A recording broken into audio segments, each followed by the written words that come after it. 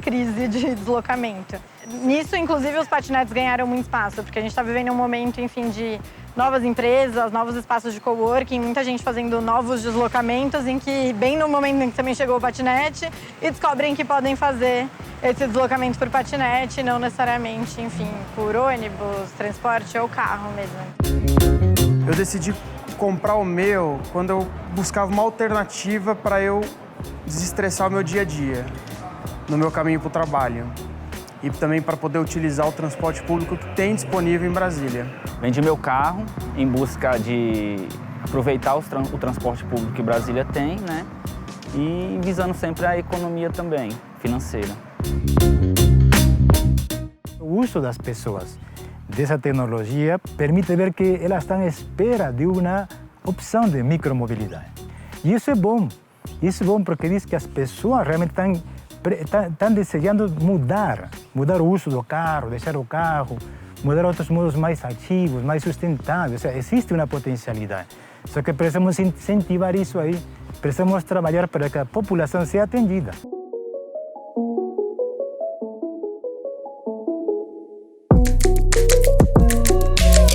O patinete é um equipamento de mobilidade e o patinete é sim um modal de transporte. E ele é um modal que ele tem um potencial muito grande porque ele conecta as pessoas aos grandes modais de massa. Todas as discussões de mobilidade urbana hoje passam por duas vertentes. Primeiro, redução do carro, redução da utilização do carro, redução do carro particular e também maior utilização dos transportes de massa.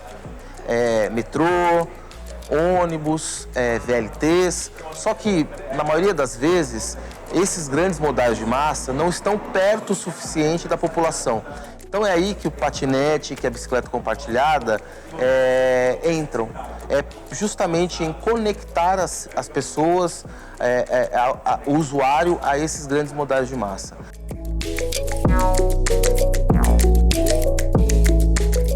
Eu acho super caro, eu acho que para alguns lugares que você vai compensa até pegar um Uber. Eu já fiz essa comparação de preço, assim, mesmo trajeto, pegando um Uber e pegando o patinete, assim, o Uber sai mais barato. Então eu acho que a gente tinha também que dar uma equilibrada nesse preço do patinete para ficar mais acessível. Se é para facilitar a mobilidade urbana, eu acho que tem que ter um preço acessível também, sabe?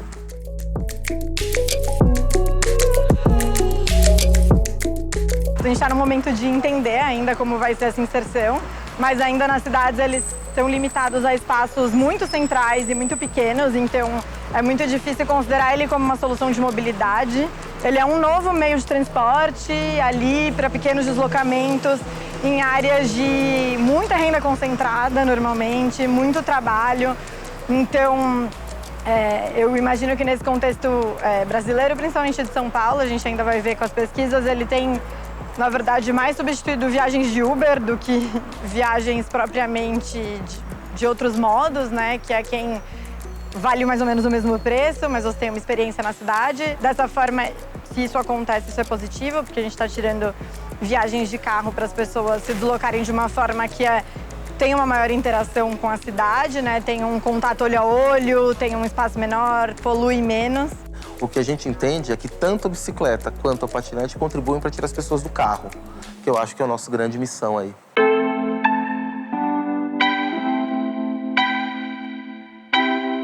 A minha intenção é falar para as pessoas justamente que ao utilizar meios de transporte que não precisa de combustão e que você possa ter contato com pessoas, contato com a sua cidade, contato com o meio de transporte público da sua cidade, de todas as categorias da sociedade, porque a gente sabe que uma parcela da sociedade não usa ainda transporte público e não sabe a realidade do transporte público.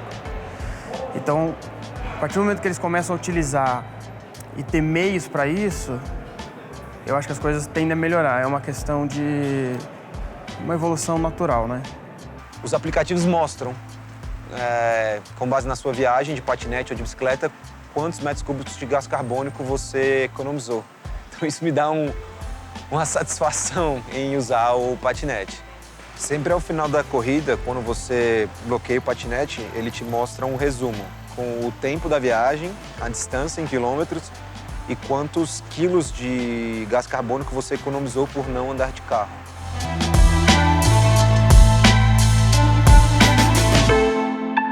que nós estamos acostumados à dependência do automóvel, né? Mas vendo que realmente isso atende a população, eu acho que as pessoas vão começar a mudar. Abre o espaço urbano para as pessoas. Ele se apresenta de forma concreta, né? A pessoa vivencia o que está se passando na cidade em termos da infraestrutura quando pega o patinete. Dentro do carro, uno torna-se surreal nas coisas. Não compreende quando você fala, olha, tem um problema de acidente, por isso a pessoa não consegue compreender. Mas quando está fora do veículo, ela começa a entender realmente aqui falta iluminação. Puxa, eu acho que não aceitaria essa calçada aqui nessa condição. A pessoa começa a se envolver e começa a ser mais atuante na solução dos problemas que ele está vivenciando, né? Então se torna um com a outra pessoa.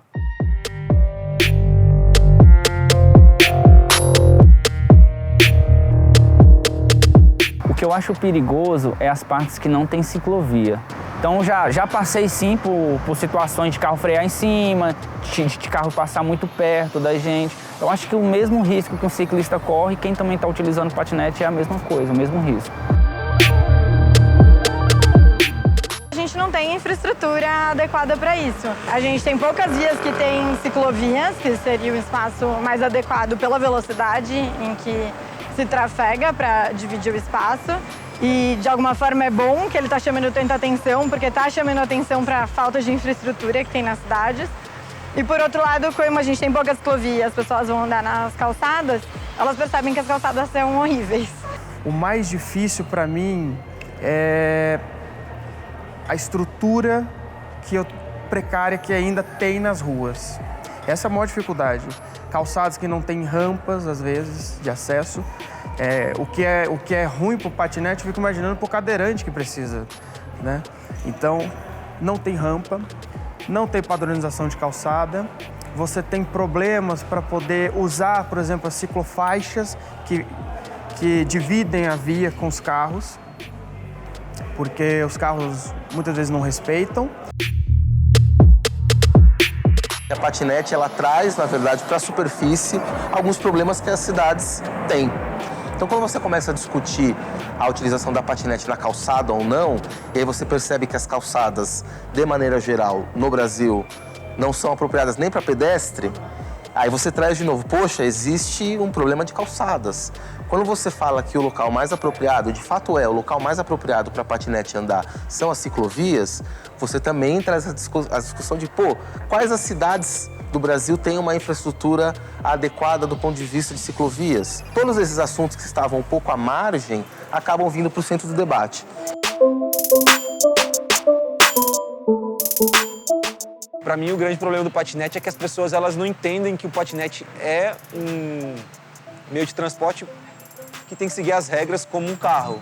As pessoas andam de patinete como se elas estivessem andando na rua.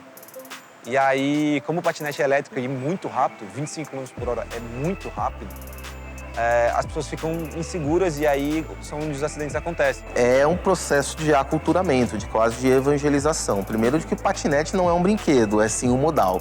Depois, que você precisa utilizar o patinete de maneira responsável. O patinete é um veículo.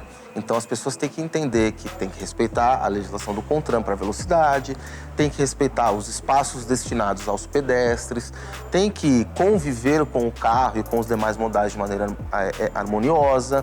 Então, tudo isso a gente tem alguns mecanismos, seja in-app, no aplicativo, seja através de comunicações diretas, por telefone com o nosso usuário, por e-mail. Isso demora, né? Você não muda uma cultura em 8 meses, que é o período que a gente está operando. Então, eu estava passeando na Avenida Paulista. A gente quis aprender mesmo como era, estava com meu marido. E aí ele foi me ensinar a andar de patinete. E aí passou um ladrão perto da gente. A gente se assustou. Esse ladrão efetivamente roubou o celular do meu marido. Eu fui desviar e aí desviei para uma ladeira. A patinete pegou um pouco mais de velocidade. Eu desequilibrei e não lembro mais, porque eu desacordei. Então eu sei que eu caí e aí caí o peso do corpo todo pelo lado direito. Bati a cabeça, bati o ombro e tive algumas escoriações. Quando eu caí, eu tive um politraumatismo craniano.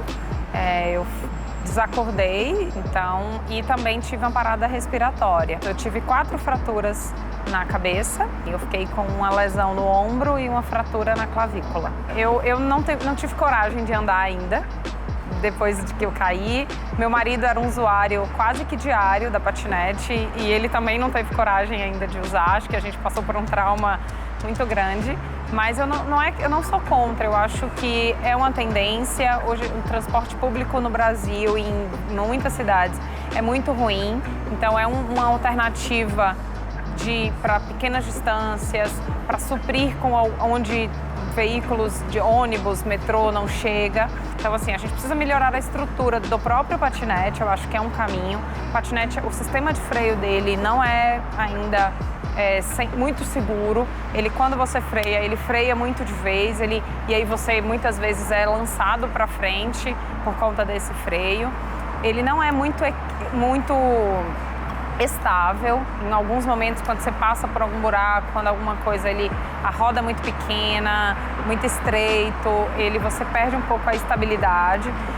E principalmente, o que eu reforço, alguns amigos que continuam usando, que usam diariamente para se locomover, usem capacete.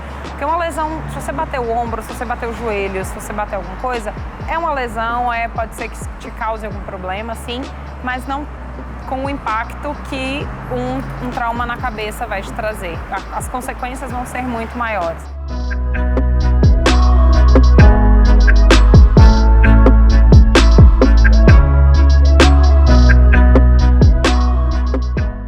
É uma situação muito sensível. A legislação é muito sensível mesmo, porque a gente obriga as pessoas a andarem de cinto de segurança, mas não obrigam o ciclista a andar de capacete.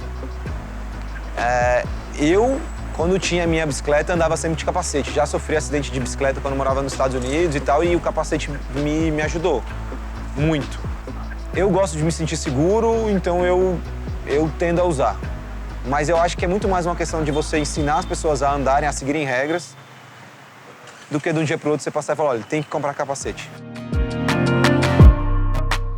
A gente sabia que depois deste boom inicial de utilização, obviamente uma regulamentação que promovesse o modal e uma regulamentação que, acima de tudo, protegesse o pedestre, que é aí na pirâmide invertida de favorecimento no ambiente urbano tem que ser priorizado, a gente entende que uma regulamentação sim é necessária. Hoje a gente já tem regulamentações muito modernas aqui no Brasil mesmo. A gente pode dar o exemplo de Fortaleza, de Recife, São José dos Campos, Campinas agora lançou uma regulamentação muito interessante. Então a gente entende que a regulamentação é fundamental, mas tem que ser uma regulamentação que promova a segurança do pedestre, promova a proteção do pedestre e que promova o modal.